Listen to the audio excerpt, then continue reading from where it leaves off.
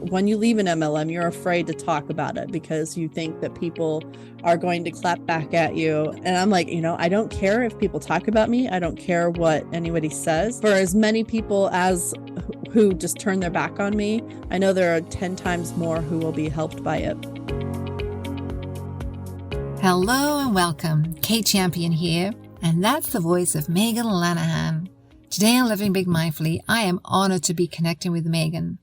Meggan is a writer, entrepreneur, and coloring book author who came close to losing herself and her dreams to a toxic work environment.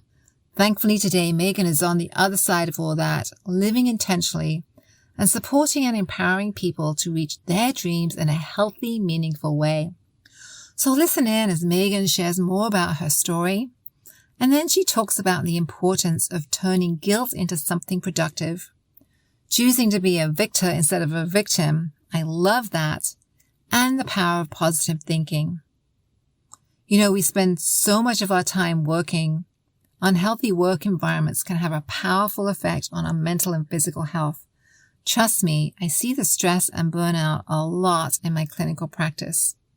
Thankfully, this episode is packed full of actionable tips and strategies, and no surprise, Meggan wraps it all up with some wise sage advice. Everything we do here, from the podcast to the books to the communities, is all about supporting and inspiring you to live a longer, stronger, more intentional life. And today's conversation is no exception. Make sure you grab your copy From Panic to Peace, your free guide, a must if you or a loved one is struggling with stress or anxiety. Join one of our safe, supported online communities, or simply book a no-cost call with me today. Of course, everything can be found by visiting katechampionauthor.com. And whether you're listening for the first time or a regular, please know I appreciate you, I support you, and I thank you for listening today. Okay, my friends, here's Meggan.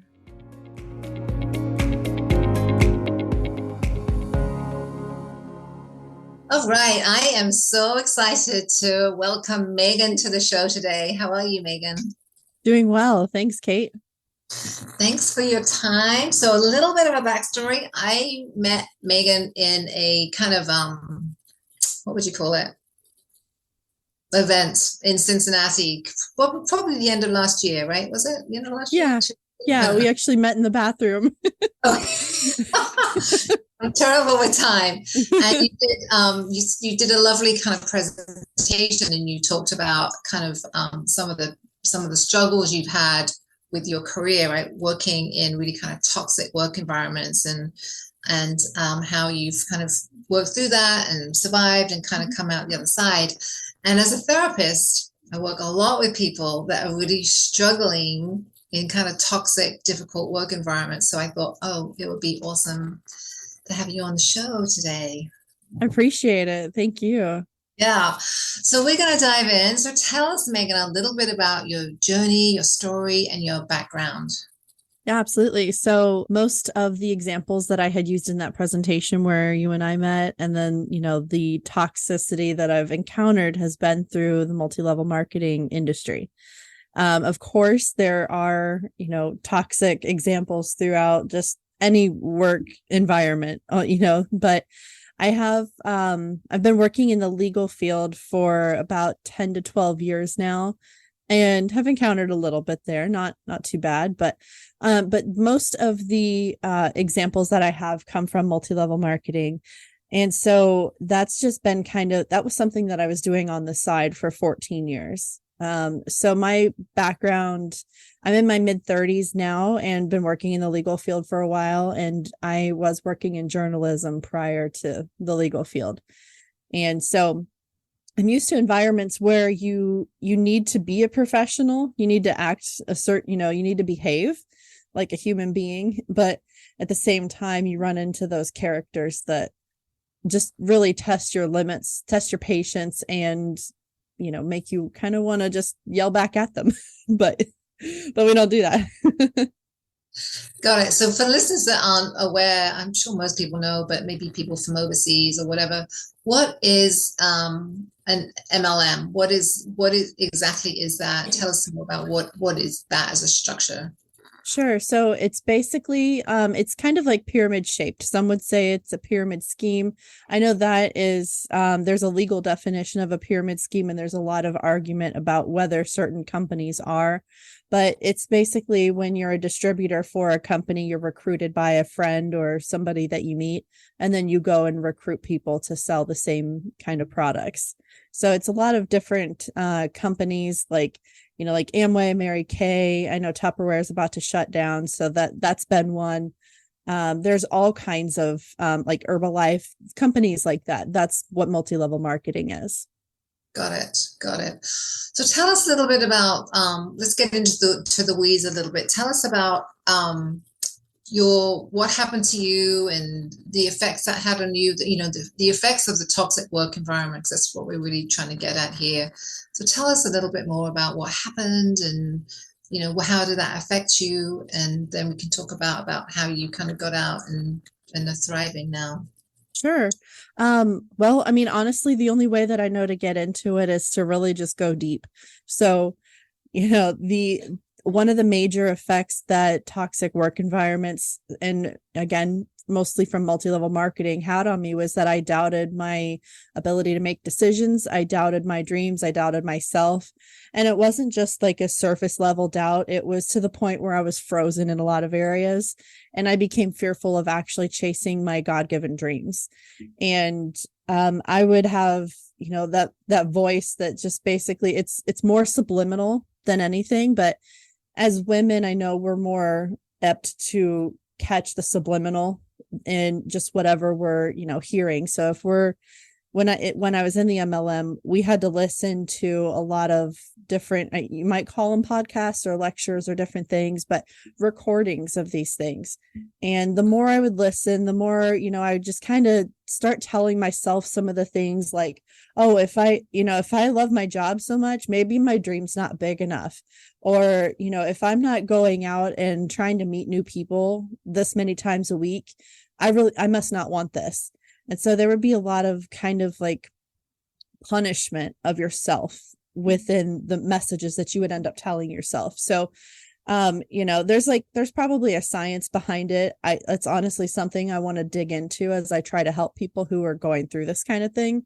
But I know just in helping myself, I've discovered that it's not me talking to myself. It was fed to me, and I started adapting what I was hearing. Or adopting what I was hearing, excuse me. So, I basically was putting my dreams on the shelf for a long time. And that's probably the biggest effect that had on me. I remember I was actually telling my mom the other day, because I got my proof copy of my latest book in the other day. And I was telling my mom, I've dreamt of having my name on a book for probably 20 years, over 20 years.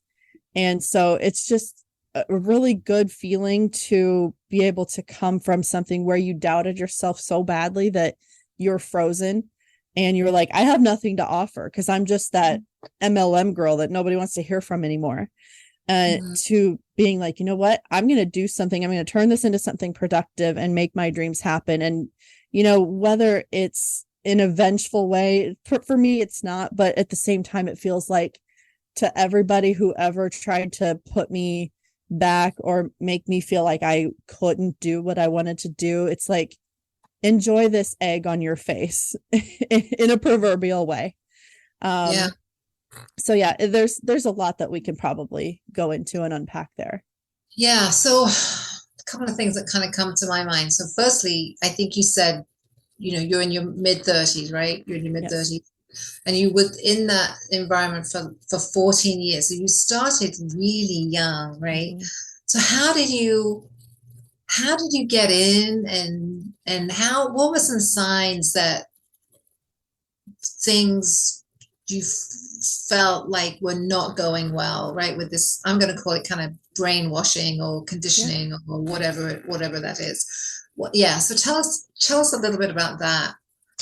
Yeah, it absolutely was brainwashing. So go ahead and call it that. Okay. Yeah. So I actually got into it when it was just before my 21st birthday.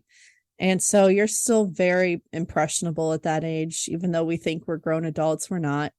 But I got into it through a friend of mine from middle school who to this day I'm still friends with he and his wife because they've always been good friends. They never told me I need to sacrifice, anything like my finances in order to do this or that. So they're the atypical upline in that sort of relationship. And upline is basically the person who sponsors you or whose team you're on in that setup. Got it. And so it was after a friend of mine had actually passed away tragically in a car accident, and he was on the team that I was part of. And when I saw how people further up in the upline were treating the whole event, basically it was like, okay, ceremonial, let's mourn, but then let's move on. They were just treating it as if it was like just a little speed bump. And it's like, there's a lot that went into why that was such a big thing, because some of us were really close. And, it's just like, it started to feel like, I don't like the way they're treating this. And then I just, after a while, I just put it on the shelf, like, okay, well, just whatever. You get swept up in the excitement of whatever's going on. There's always some sort of event that you have to prepare for. So it's like they keep you busy and keep you distracted.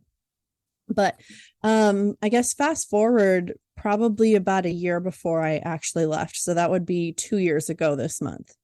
I left a year ago this month. So a year before I left, 2022, I was like looking at my finances. And at that time I had been spending $1,000 a month on this. I would sell some things here and there. I'm pretty good at, talking to people and selling things, but I don't want to talk anybody into anything. I'm not that kind of salesperson. So I'm just like, okay, if there's a real need, cool, we'll match that need, but I'm not going to push anybody. And so, I'd sell some things here and there, but I was spending $1,000 a month. I was bleeding money, and I was like, this isn't right. And so I lowered my goal and, the amount that I was spending. And then, so a few months down the road, I was actually in a relationship sort of that I thought, okay, this might be a good future. And this guy lived out of state. And so I got to thinking, okay, and my mom helped me think this through. It's so funny how mom is always like your second conscience.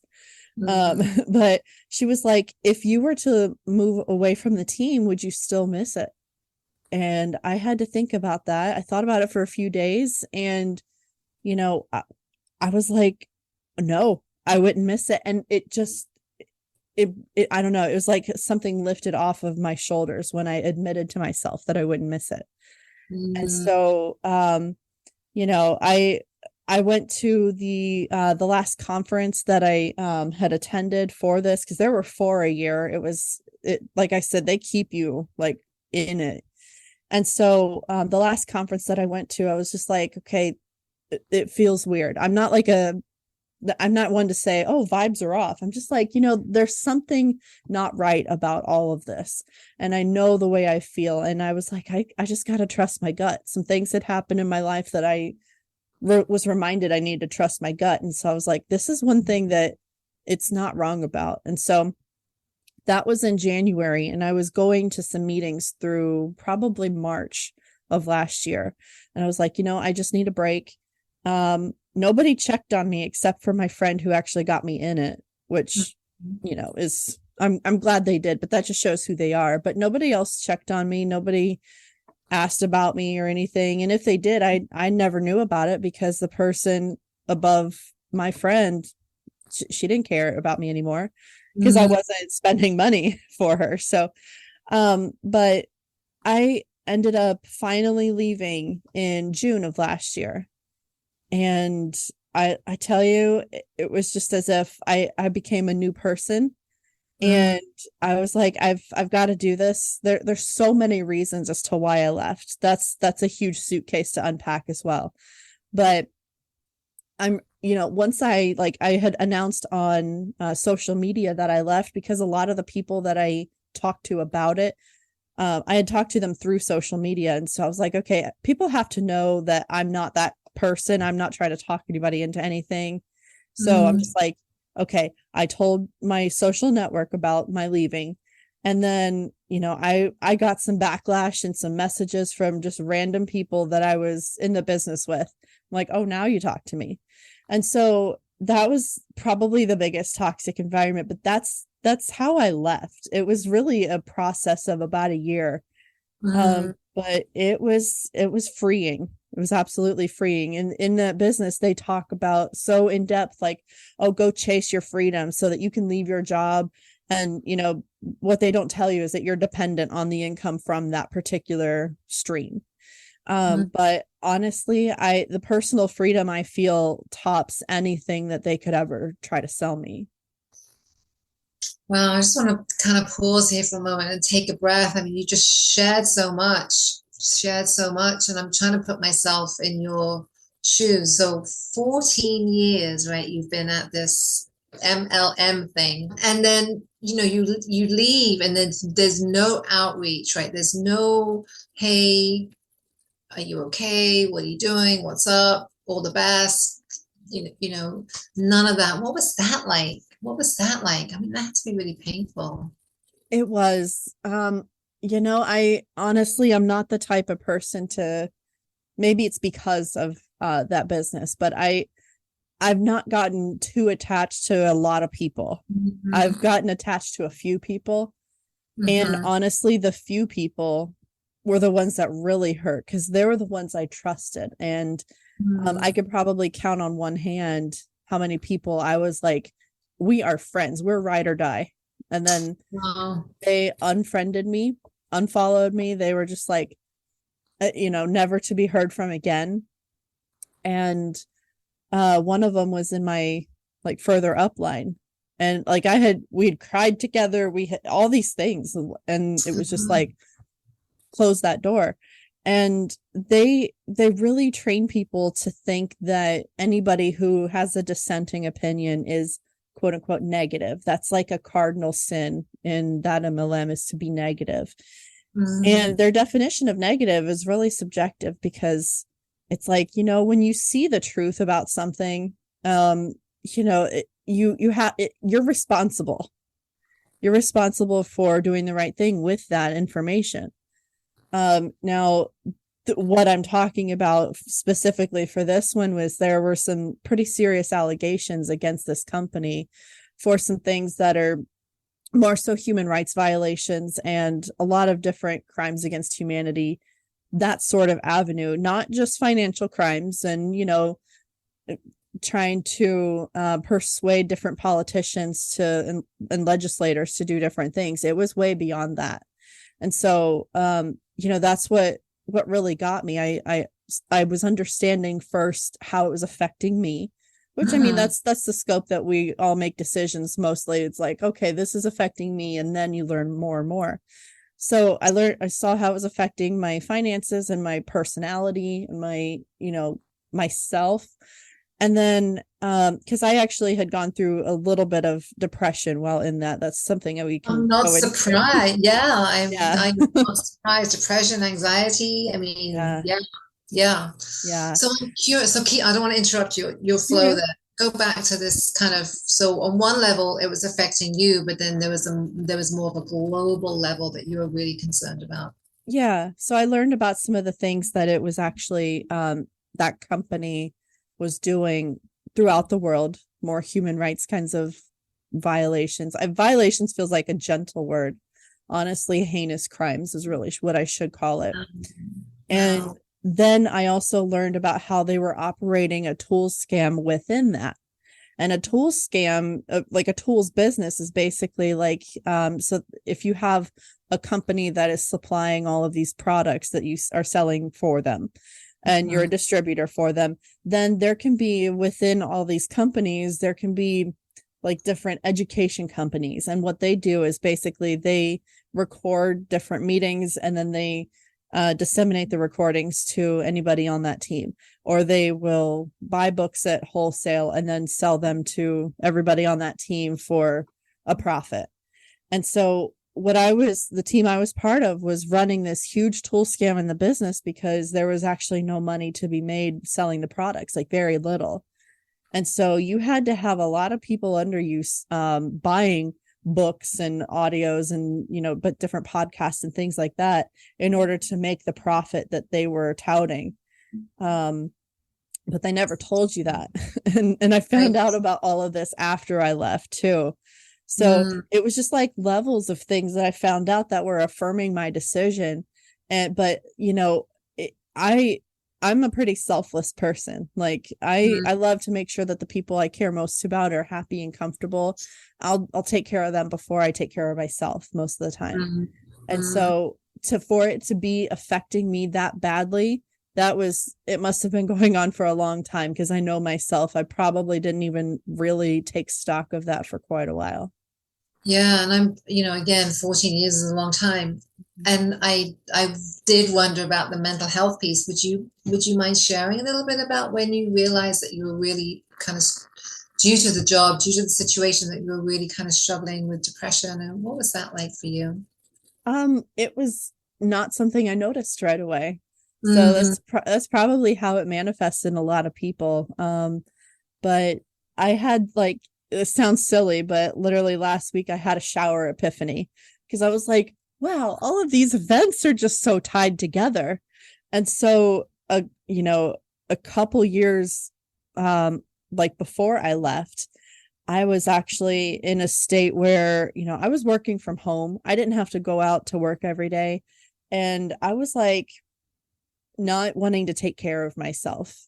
Now, normally, I'm a very picky person about that. I shower. This sounds weird. I shower, daily. I'm clean. I do my makeup. I'm like little Miss Priss most days. But there was a time where, I didn't want to shower unless till it was time to go to a meeting for the business I was mentioning. And I would just kind of drag myself there. Sometimes I'd wear makeup, sometimes I wouldn't. But then, I just didn't want to take care of like my basic necessities. And I would eat out a lot because I was like, I just, the energy that it took to even think about doing things to take care of myself was too much. Now, I feel like that's what actually led me to be open to that relationship that I had mentioned where the guy lived out of state. That's a whole other story too. But, it's just like, it kind of played right into that. And, I at first I was kind of in those feelings, like blaming myself for that. Because it's like, oh, maybe I don't want it bad enough, or I'm not trying hard enough. I'm not doing enough. It was always something I wasn't doing or I wasn't enough of. Yeah. And I think, so there's two things that are coming up here for me is, first of all, when you tell me way in the beginning about some of these tactics, right? Some of, you're not working hard enough. You don't want it bad enough, right? All those types of, I mean, that really is shaming, right? I mean, that's really using kind of shame and blame kind of as a psychological tool, right, to hook that person in and make them work harder. Maybe, I'm not sure how that works. I think it sounds horrible, but that's what it sounds like. You're kind of crushing that person's self-esteem.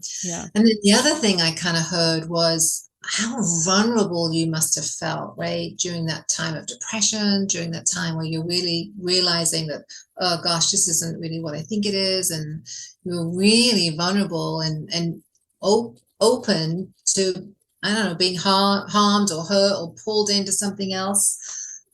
So as I talk through that a little bit, what are you hearing? What's coming up? What are you connecting with? I was absolutely pulled in and kind of blindsided by that relationship. So this is somebody who I had actually known from when we were kids. I didn't really like know him super well. We weren't even like friends in social media or anything. But then probably 5 years before this point, I was on a dating site and then ended up seeing that guy on there. And he was like, hey, do you remember me? And I'm like, not really. And so we were talking, we became friends. It was just like, whatever. He was kind of one of those people that I was like, hey, good to see you kind of thing. But then it was so interesting how this happened, Kate, because that summer when I like late summer when I was starting to feel that depressed way, um, it was literally a couple months later, he was like, hey, I'm going to be in town because his parents live in the same area that I do.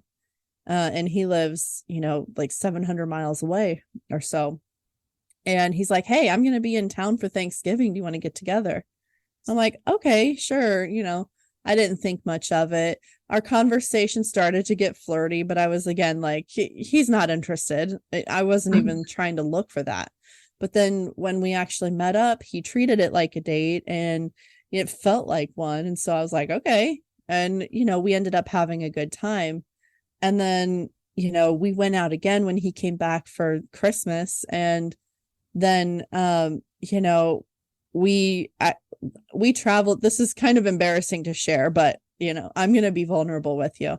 So we actually traveled together. I went back to where he lives with him and just on a trip because my thought process was, you know what, I need to get out of town. We're having fun. I like him, I think, and I felt like I could trust him because I had known him for a few years. So I was like, okay. Which in retrospect was a stupid decision. He actually did not do anything to like physically hurt me. And what made this really a stupid decision is because I had already, made the decision that I'm waiting for marriage for the things that most boys want. So I'm like, okay. But I told him, I'm waiting for marriage. Are you okay with that? He was like, yeah, no, I don't know. He was just so wishy-washy. This was before we actually traveled together. And so, I was sure to find that out, though, get a clear answer from him. And he's like, we'll see how this works. And so for some reason, I accepted that. And, so I know I sent him the wrong message by actually traveling with him. We had fun. I thought it was going to be a real thing. And that's, I was considering like, wow, if this is going to be a future, I would totally move here. And, 2 weeks after I got back, he broke up with me, which is, one of the best things that could have happened to me, honestly. But, it opened me up to be so, that depression opened me up to be really vulnerable to accept him. And I'm not going to try to insult the guy, whatever. I hope he's happy in life. We all grow up. Right. But, after that, it really just made me take a real look at everything in my life. And I had already been thinking about leaving the business, that the MLM business. And so then when I was back and then I went to that conference and I was just like really looking at everything, I'm like, a lot of this isn't right. Like I felt like almost a Nancy Meyers movie. Like I was scorned. I was just burnt by love. And then I need to change everything.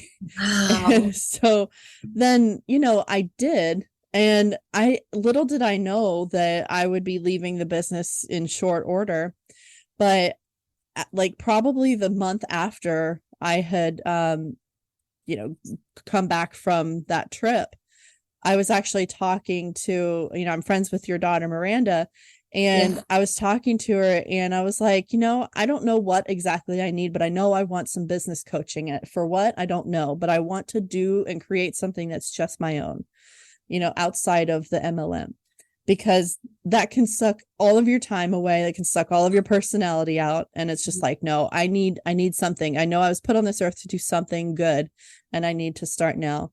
And so basically we decided to start that coaching in June.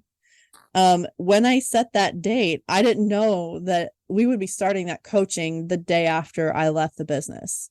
Wow. It's just that timing, it all worked together, but it all fed perfectly and seamlessly into the next event to set me up to where I am now. Wow, that's a beautiful story. I love that. I mean, there's so much there. I love that. That kind of synchronicity, right? We don't know what doors are going to open for us. We just don't know. And I really want listeners to hear that if you're in a hard time and you can't see the light at the end of the tunnel, just keep going, keep going. Trust, right, that some kind of doors will open and you'll get an opportunity to walk through, and it's probably going to be better, right? Yeah, Yeah. absolutely. Yeah, so that's a great transition because I want to talk a little bit about what you're kind of doing now. I mean, you've talked about in our pre-chat, we talked about from going from being a victor instead of a victim. So Yeah. let's talk about being a victor. Let's talk about a little bit of your journey to where you are today. Of course. Yeah. I don't know if I've told Miranda this yet. So, but she was a huge part in helping me with that. Because I believe that things, things like this happen for a reason, and they lead you to where you're supposed to go. My personal belief system is that God knows what's best and is taking you in the right direction. Everybody's entitled to their own beliefs, but I was just like you said, I had to just trust that something better was coming. So after I felt like I got my heart broken, I was mad for a bit, and I did some writing. I actually wrote, like, just this little side note, I wrote like over 50 songs in that, like, the span of like a summer, because Wow. I had so much. I was like, I didn't even know that was in there, but okay. But so much anger, right? So much anger, so much emotion, so much to say, so much in there. I love that you did that. How that's so healthy. Yeah. Awesome. Yeah. Yeah. And so, with the trauma that I had started to unpack from actually leaving that 14-year business, and then also with, losing what I thought was love, it was just like there was so much going on. But I know I've seen it play out so many times, because I actually used to work in criminal law, and there are a lot of parallels here, because a lot of people, when they're going through the criminal justice system, a lot of times it's a result of a bad decision. But what leads to that bad decision? It's a bad thought process. And so Mm, I was like, okay, if my thought processes are off, they're going to mm, lead to bad decisions. And we're all capable of making bad decisions. So I'm like, okay, I'm no better than anybody. I just have to make sure that my thoughts are what they should be, so that I make good decisions and do something good with this feeling. And so as I was talking with and working with Miranda, and we were, doing some productive things, I started to like feel like I was healing, and there was a lot of healing that I still needed to do on my own. But I just had to make sure that I was open to new opportunities, but that I trusted myself as well. Because mm, the part of, whatever coaching relationship you're in, like I've done it with athletics before, you have mm. to trust that your coach has got your back. And it's the same thing with this kind of thing. You have to just trust that they've got your back. If you go down the wrong path, you'll know it. It's just kind of, there's no danger in trying new things. The only possible danger is a little bit of embarrassment, which I faced with my first book, and that's okay. You have to learn from it. But you just have to be willing. So that's Yeah. kind of, that goes, yeah. Yeah. So you talked about trusting yourself and having to build. I mean, I'm guessing you had to build up not only trust in yourself, but also trust in people, right? I mean, your trust had been shattered, right? So you had to build up trust in yourself. You had to rebuild that confidence. You had to, I love what you said about looking at your thought process, right? You had enough self-awareness to be able to think through the thinking and begin to look at that. So out of those, right, the building of the confidence and self-esteem again, the building up of the trust and the thought process, which one was hardest for you? Which one was the hardest? What was the hardest part? Probably the thought process, honestly, Mm, because I had gotten into some thought habits over the last 14 years of not getting where I thought I was going to get, that I mm, was just like, oh, well, this is what happens. Like, I just started telling myself, like, oh, this person's going to say no to the opportunity, and I'm not going to be rich. You just start telling yourself these things. mm, And, so I had to really change what I was telling myself, because, yeah, now I'm like, there's a reason that people aren't getting in. And especially with this new generation of adults like Gen Z, they don't want, as a whole, they don't want the MLM experience because they watch their parents go through it and, lose money and everything. And so I had to start telling myself different things and take my focus, like anything I would tell myself, take my focus off of whatever it was MLM wise, and just be like, that is invalid now, just because that I was berated in a way throughout that time. And just because that's what I went through, that doesn't mean that's what is awaiting me now. So I had to really kind of just be patient with myself. That's the hardest thing right there. Yeah, absolutely. I really appreciate you sharing that, and you really make some great points. So out of all this, there's been a lot of creativity, right? You've got a couple of coloring books. So tell us a little bit about the process. There's one, I want to get the title right? Beautiful Florals, Gratitude Journal and Coloring Book. And I actually have touched and held that. It is beautiful, and it's got you get daily kind of gratitude prompts. So tell us a little bit about that, and how did that come to life, and also a little bit about how gratitude has helped you in your journey. Sure. Well, thank you for the compliment, Kate. I appreciate that. That was a fun one to make, but it's I really wanted to do something that was going to help me, and coloring is one of those things that it's just so meditative, and it gives you a chance also to be creative. And so, I'm kind of like a 6-year-old. I have my markers and my crayons and my colored pencils, and I'm like, let's just go. But I also, I'm one of the creative types, so I have to do that. But gratitude is one of those things that it's easy to forget, but if you don't do it, then you feel the effects. And so, I'm not as good at it as Miranda is, as far as like daily gratitude, but that was one thing that she and I worked on too. And that kind of helped spur this idea along. But honestly, gratitude, even if it's hard to look for the things that you need to be grateful for, it still forces you to look at the positive. So I believe that everything has two sides to it. And so, yes, negative things happen all the time, and you can't escape that, but it's how you handle it. And, sometimes some things they'll put you into grief. I'm not going to try to be fake and be like, no, everything can be positive if you try, which is one of the things MLMs try to tell you.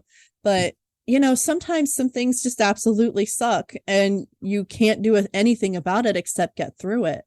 But there's always something small, even if it's the tiniest thing, that you can be grateful for, like the color of a flower, or, the fact that the sun came up today, or that you're breathing. I mean, there's always hope. Sometimes it's hidden. Other days it's like, I'm having the best day ever. It will ebb and flow, but there's always more good to come. And so that's where my thoughts on gratitude go. And so I thought that would be really cool to mix that with a coloring book, because you have that, introspective and basically outward expression of gratitude through, that meditative practice. Yes. And the pictures in the coloring book are beautiful. They're full of I love flowers, and they're full of florals. I mean, floral designs, and it just you can really kind of get in there and use your colors and color pencils and things. So therapeutic, very, very therapeutic indeed. Love it. Yeah, thank you. For sure.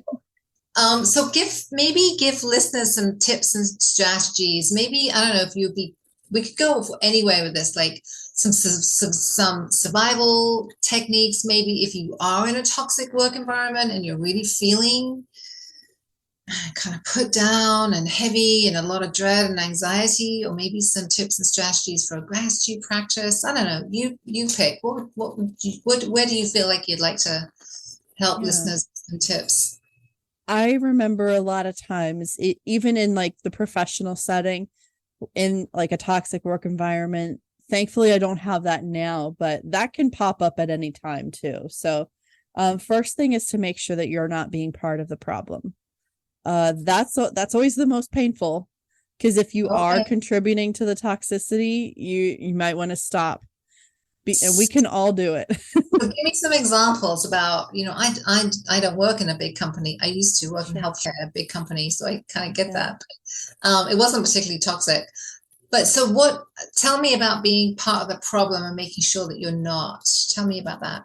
So, if you're working on a team and somebody new is on the team, don't be like, okay, who is this? Who's this Mhm. interloper? I don't really like, don't act like it's high school. Be a professional, interact, talk to them, make them feel welcome. And, it can be something as small as welcome, glad you're here. Let me know if you need anything. Avoiding gossip is another huge thing. Mm. Sometimes it's hard, and there have been people in, different environments where I've worked that have tried to come to me with gossip. And I'm just like, I just really can't. Sometimes it's awkward when you're like, oh, wow. Okay. I really can't listen to this. And then other times you can say, wow, I feel for them, and then just kind of go do something else, like find a way out. You end up not knowing everything that's going on within an office. But at the same time, if you basically, my mom gave me good advice, keep your nose clean. Yeah. And, if you keep your nose clean, you're not going to know as much, but you're also not going to be one who's contributing to everything, because the toxicity, I think that breeds when there's a lack of trust in the environment. I'm not an expert on that. That's just what I've seen. So, when a lot of people feel that they can't trust the leader or each other, then, people start talking about each other even more, and they'll talk about the boss. They'll say different things, and it'll start to breed contempt, and it'll start to, divide everybody. Yeah. And then if you're caught up in the middle of that, you're just kind of like, I don't know what to do here. And you end up having to pick a side, and then you're not picked for something if you aren't picking a side, kind of thing. It kind of starts slowly, but it feels like middle school or high school, and it's like this reeks. And so, so be watching for that, right? Be watching and listening for those types of things. Exactly. Okay. Yeah. So I know we're not always part of the problem. Sometimes it's like, this is other people, but you can also do things to help stop that. You can't stop it altogether, because other people will be people, but you can also be the one who injects kindness and happiness and trust into other people. And so a lot of times the people if you have like workplace bullies or people who you can't not work with, and they're terrible. I mean, if you just be kinder to them than they deserve, in my opinion, that's the best route to take. Yeah. Because then they're expecting you to treat them wrong because they feel they deserve that. Yeah. And when you don't, they're like, well, okay. And it might take some work. It's not going to happen overnight, but it's like there are a few little things that you can do to help that. Yeah, absolutely. Yeah. And then what about I have to ask about the gratitude. Give us the listeners tips and strategies for kind of building in a gratitude practice, and what's been helpful for you? So honestly, just diving in. Okay. There's not really a way to ease into anything like that. Because if you just like dive in and say, okay, I'm just going to write down some things that I'm grateful for, do it right now. Like right after this podcast, just challenge yourself to write down 3 things. And then if you can set a time where you'll do that every day, it's going to start making you think more about it every day. And it's usually best to start your day with it, because then you're getting yourself on that foot for each day. And I can tell you from experience, when you do that, every day will start to get better. Your thought process, it'll feel like, you're not starting the day with dust all over your brain. It's like, oh, wow, this is clean and sunshiny and I'm happy. Even if I, don't like this environment, or I have to go do this kind of thing. Like for me, the thing I hate is cleaning the bathroom. So if I had but starting with gratitude, it's kind of like, okay, it's not as bad. So, if you have to go do something that you don't like, the gratitude actually can still help you make it a little bit better. It's not going to, make it fun always, but it puts your thought process on the right track and, helps you to make better decisions. Yeah. I'm really big on gratitude practice. I practice it myself. I don't know. I don't know, there's something infectious, right? There's an energy, there's something infectious about it. And it just kind of, I don't know, it's kind of a neat practice. So if listeners haven't and don't have one, I would really encourage you to start something. Yeah, like Meggan said, start small, start simple, 3 things, and really if you can, not just like saying, oh, I'm grateful for this, or I'm grateful, but really try and embody the feeling of gratitude, right? If you can add that little bit of a layer to it, it can really go a long way. Really, yeah, definitely. It's like having the right herbs on your meal. It makes the whole meal that much better. That's so true. And even if it's a sucky day, right? If you can I like to end the day with gratitude. Even if there's a sucky day and things are going wrong, you can still find 2 or 3 things that you are grateful for. And if you can, I like to go to sleep with that energy. And I don't have problems sleeping, right? So it helps with the worry of the day too. It just helps kind of reset that mind a little bit. Absolutely. Yeah. And I want to throw in there too, there will be days where it's more of a challenge than others. But don't be afraid of any kind of mental challenge like that, because what I've found is that anytime you have something that you face that is a little bit of a challenge, it's only going to make you better for later, and it will come in handy. You don't know when or where, but it will benefit you later too.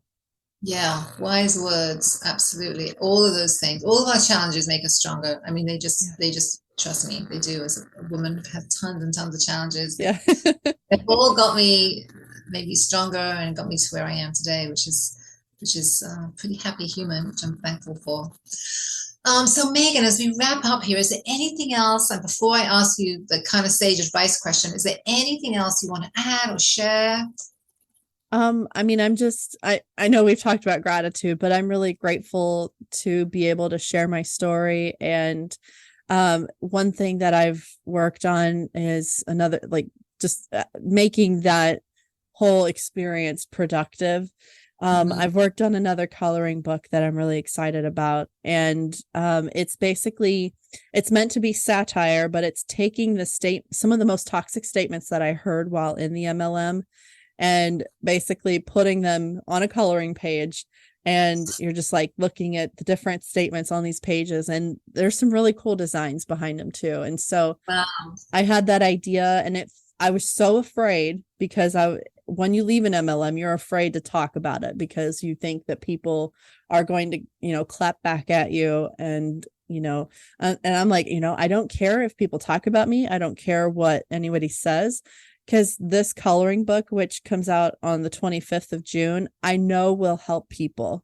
So for as many people as who just turn their back on me, I know there are 10 times more who will be helped by it. But another one of those meditative practices that can really help you as you want to heal. So, I'm really excited about that coloring book, but I'm so happy to help people and, turn this into something productive.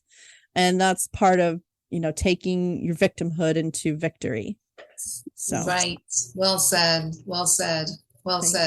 And I will make sure I put links to the show notes to Meggan's website and her work and the coloring book, so you can jump up. I guess they'll be available on Amazon and places like that, right? Yes, okay. On Amazon. Fantastic. I'll put links in the show notes. So, last question. So, if you had one piece of sage advice to share with listeners about really living intentionally, what would that be? I thought about this a lot, and really the biggest thing for me is something that I learned from my most recent manager at my work, and that's to assume the best intent of everyone. So it's not directly related to what we were talking about, but I will tell you, it has helped me to not go down that route of being a toxic person. Because we're all susceptible to it. So, but if I'm, going into a situation and I feel like somebody said something a certain way, and then I'm thinking, oh, they were so mean. I'm like, maybe they had a rough day. Maybe, women's troubles, any number of things could be the culprit. And if they treated me wrong, that's their problem, not mine. So I'm just like, I'm going to be that kind person. I like to be like assertive, but also kind, and have my boundaries, but also be understanding. It's a delicate balance there. But if I'm assuming the best intent of everyone, it's a much more peaceful life. And, you create that peace around you where other people then trust you too. Yes. So that's what I would say, is assume the best intent of everyone. Oh, I love that. I really, really do. Thank you so much. Really, again, such wise words. Fantastic. So Meggan, thank you so much for coming on and being so open and sharing. I know this conversation is going to help people, and I would encourage listeners to check out the books. They are very cool and very fun. And where can people find you finally? So I'm on Instagram at Meggan the Dreamer. And then also just on Facebook, my page is just my name, Meggan J. Lanahan. And I like to post uplifting things. So, we'll have some fun. Great. And again, those links will be in the show notes. Thank you so much, Meggan. It's been a pleasure. Thank you, Kate. I appreciate it.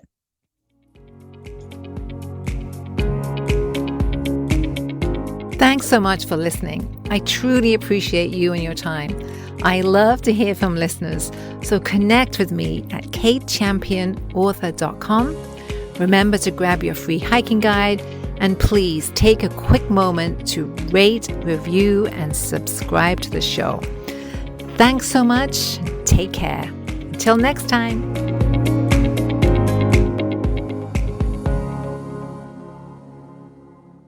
Hey, me again. Just a reminder, this podcast should not be considered professional advice.